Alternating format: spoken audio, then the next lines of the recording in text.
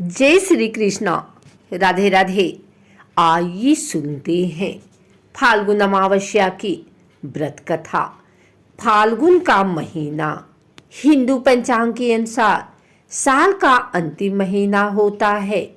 इसके बाद आने वाले चैत्र महीने से हिंदू नववर्ष का प्रारंभ हो जाता है।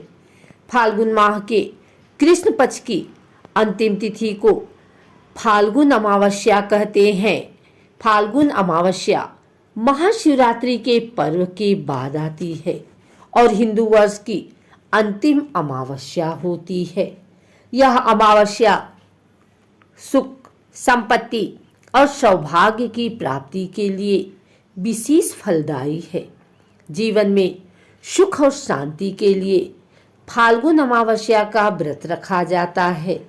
इस दिन लोग पवित्र नदियों में स्नान कर जरूरतमंदों को दान करते हैं। यह अमावस्या पितरों को मोक्ष दिलाने वाली होती है, इसलिए इस दिन पितरों की शांति और पूर्वजों का आशीर्वाद प्राप्त करने के लिए तर्पण और श्राद्ध भी करते हैं। साल भर में 12 अमावस्या होती है। यदि निरंतरता में प्रत्येक अमावस्या को आप पितरों हेतु श्राद्ध नहीं कर पाते हैं तो कुछ अमावस्या विशेष तौर पर सिर्फ श्राद्ध कर्म के लिए शुभ मानी जाती है।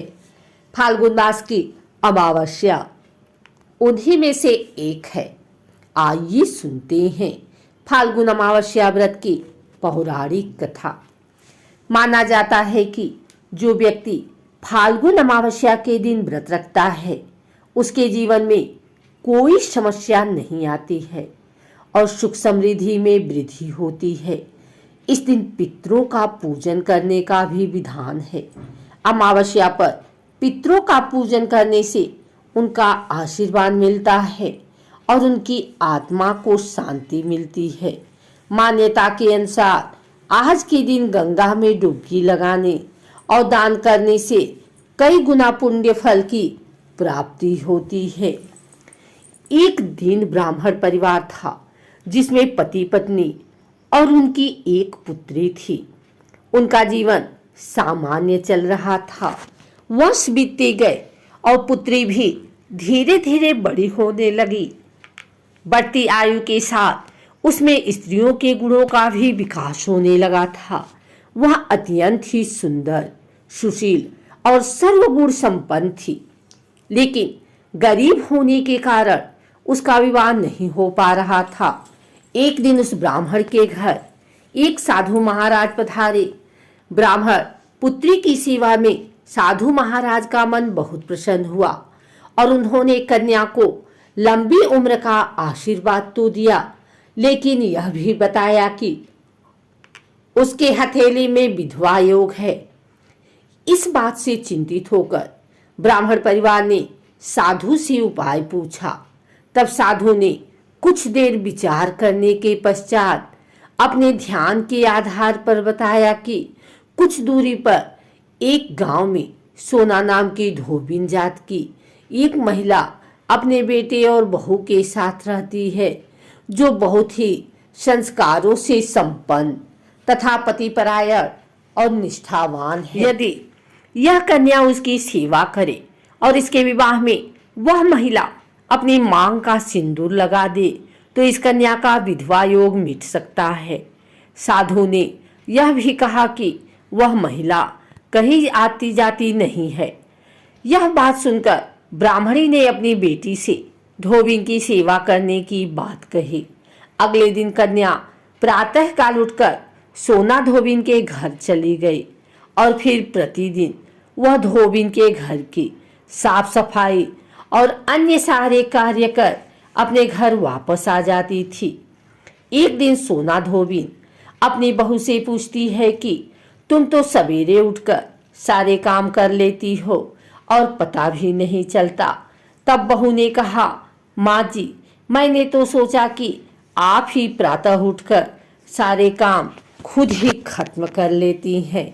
मैं तो देर से उठती हूँ।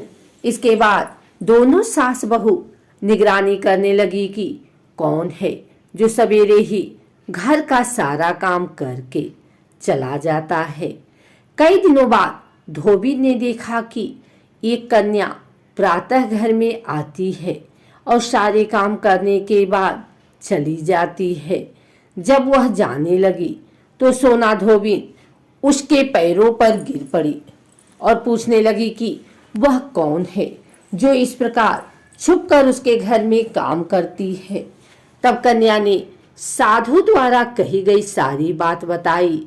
सोना धोबीन पति परायण थी, उसमें तेज था, इसलिए वह इस बात के लिए मान गई। सोना धोबीन के पति थोड़े अस्वस्थ थे, इसलिए उसने अपनी बहू से अपने लौट आने तक घर पर ही रहने को कहा। सोना धोबीन ने जैसे ही अपने मांग का सिंदूर उस कन्या की मांग में लगाया, उसके पति की मृत्यु हो गई। थोड़े समय बाद उसे इस बात का पता चला। वह घर से निर्जला ही चली थी। यह सोचकर कि रास्ते में कहीं पीपल का पेड़ मिलेगा तो उसे भौरी देकर उसकी परिक्रमा करने के बाद ही जल ग्रहण करेगी। उस दिन अमावस्या थी। ब्राह्मण के घर मिले पुए पकवान की जगह उसने ईंट के टुकड़ों से 108 बार भौरी देकर पीपल के पेड़ की 108 बार परिक्रमा की और उसके बाद जल ग्रहण किया। ऐसा करते ही उसका पति वापस जीवित हो गया। इसलिए माना जाता है कि इस दिन व्रत आदि करने से पुण्य फल की प्राप्ति होती है। अगर आपको हमारी वीडियो अच्छी लगी हो तो इसे लाइक करें, कमेंट करें, शेयर करें। हमारे चैनल को सब्सक्राइब करके बेल नोटिफिकेशन ऑल पर सेट कर लें ताकि आगे आने वाली वीडियो सबसे पहले आप तक पहुंच सके। धन्यवाद।